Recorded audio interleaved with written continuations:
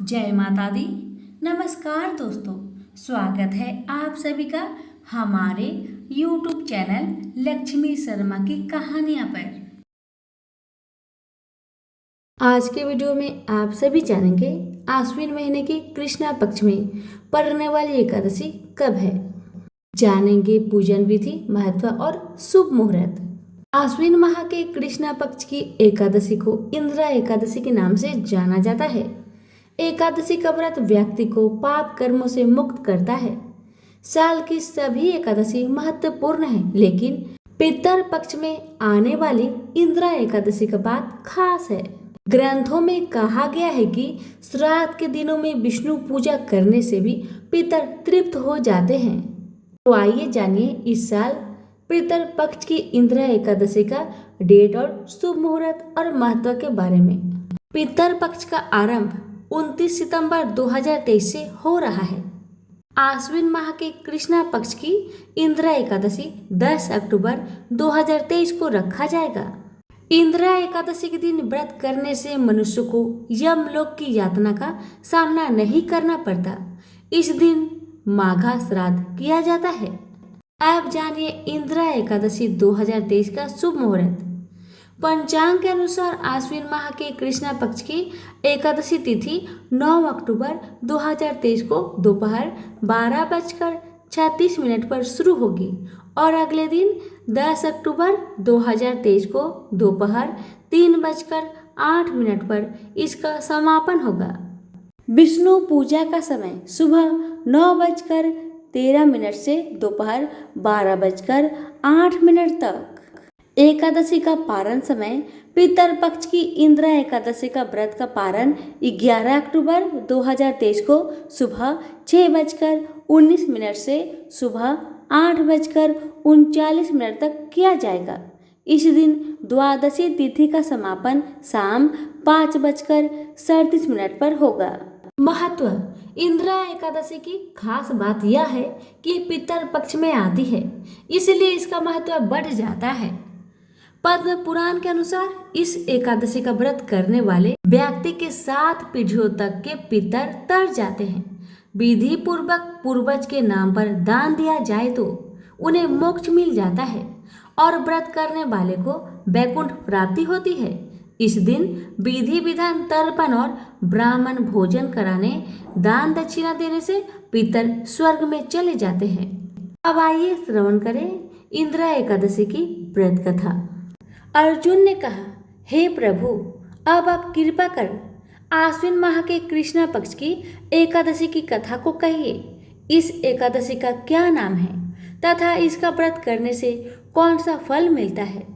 कृपा कर विधि पूर्वक कहिए। श्री कृष्ण ने अर्जुन से कहा, हे धनुर्धर, आश्विन माह के कृष्णा पक्ष की एकादशी का नाम इंदिरा है। इस एकादशी का व्रत करने से सभी पाप नष्ट हो जाते हैं। नरक में गए हुए पितरों का उद्धार हो जाता है। हे अर्जुन, इस एकादशी की कथा का श्रवण मात्र से ही मनुष्य को अनंत फलों की प्राप्ति होती है। मैं यह कथा सुनाता हूँ, तुम ध्यान पूर्वक श्रवण करो। सतयुग में महिष्मती नाम की नगरी में इंद्रसेन नाम का एक प्रतापी राजा राज्य करता था। वह पुत्र पौत्र धन धान्य आदि से पूर्ण था। उसके शत्रु सदैव उससे भयभीत रहते थे। एक दिन राजा अपनी राज्य सभा में सुखपूर्वक बैठा था कि महर्षि नारद वहां आए। नारद जी को देखकर राजा आसन से उठा, प्रणाम करके उन्हें आदर सहित आसन दिया। तब महर्षि नारद ने कहा, हे राजन, आपके राज्य में सब कुशल तो है? मैं आपकी धर्म परायणता देखकर अत्यंत प्रसन्न हूँ। राजा ने कहा, हे देव ऋषि, आपकी कृपा से मेरे राज्य में सब कुशल पूर्वक है तथा आपकी कृपा से मेरे सभी यज्ञ कर्म आदि सफल हो गए हैं। हे महर्षि, अब आप कृपा कर यह बताइए कि आपका यह आगमन किस प्रयोजन से हुआ है? मैं आपकी क्या सेवा करूं? महर्षि नारद ने कहा, हे निरुपोतम, मुझे एक महान विस्मय हो रहा है कि एक बार जब मैं ब्रह्मलोक से यमलोक गया था, तब मैंने यमराज की सभा में तुम्हारे पिता को बैठा देखा। तुम्हारे पिता महान ज्ञानी, दानी तथा धर्मात्मा थे, मगर एकादशी के व्रत के बिगड़ जाने के कारण यह यमलोक को गए हैं। तुम्हारे पिता ने तुम्हारे लिए एक संदेश भेजा है। राजा ने उत्सुकता से पूछा, क्या संदेश है महर्षि? कृपा कर यथाशीघ्र कहे। राजन, तुम्हारे पिता ने कहा है, महर्षि आप मेरे पुत्र इंद्रसेन, जो कि महिष्मती नगरी का राजा है, उसके पास जाकर एक संदेश देने की कृपा करें कि मेरे किसी पूर्व जन्म के बुरे कर्म के कारण ही मुझे यह लोक मिला है। यदि मेरा पुत्र आश्विन माह के कृष्ण पक्ष की इंद्रा एकादशी का व्रत करे और उस व्रत के फल को मुझे दे दे तो मेरी मुक्ति हो जाएगी। मैं भी इस लोक से छूटकर स्वर्गलोक में वास करूंगा। इंद्रसेन को अपने पिता के यमलोक में परे होने की बात सुनकर महान दुख हुआ और उसने नारद से कहा, हे नारद जी, यह तो बड़े दुख का समाचार है कि मेरे पिता यमलोक में पड़े हैं। मैं उनकी मुक्ति का उपाय अवश्य करूंगा। आप मुझे इंद्रा एकादशी व्रत का विधान बताने की कृपा करें। नारद जी ने कहा, हे राजन, आश्विन माह के कृष्ण पक्ष की दशमी के दिन प्रातःकाल श्रद्धापूर्वक स्नान करना चाहिए। इसके उपरांत दोपहर को भी स्नान करना चाहिए।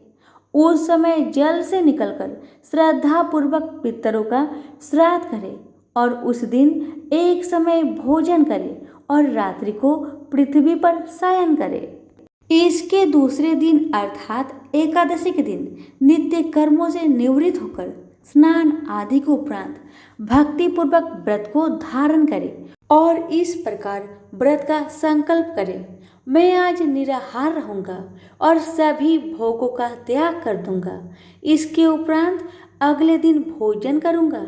हे ईश्वर, आप मेरी रक्षा करने वाले हैं, आप मेरे उपवास को संपूर्ण कराइए। इस प्रकार आचरण करके दोपहर को शालिग्राम जी की प्रतिमा को स्थापित करें और ब्राह्मण को बुलवाकर भोजन कराए तथा दक्षिणा दे। भोजन का कुछ हिस्सा गाय को अवश्य दे और भगवान विष्णु का धूप नैवेद्य आदि से पूजन करे तथा रात्रि को जागरण करे। तदुपरांत द्वादशी के दिन मौन रहकर बंधु बांधवों सहित भोजन करे। हे राजन, यह इंद्रा एकादशी के व्रत की विधि है। यदि तुम आलस्य त्याग कर इस एकादशी के व्रत को करोगे तो तुम्हारे पिता अवश्य ही स्वर्ग के अधिकारी बन जाएंगे।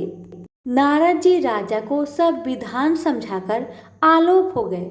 राजा ने इंद्रा एकादशी के आने पर उसका विधान पूर्वक व्रत किया।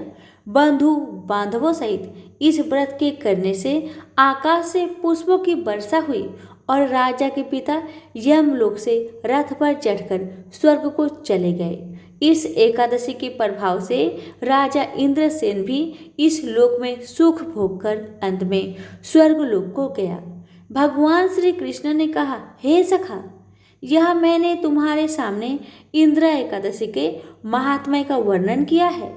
इस कथा के पढ़ने व सुनने मात्र से ही सभी पापों का शमन हो जाता है और अंत में मनुष्य स्वर्गलोक का अधिकारी बनता है। प्रेम से बोलिए लक्ष्मी नारायण की जय।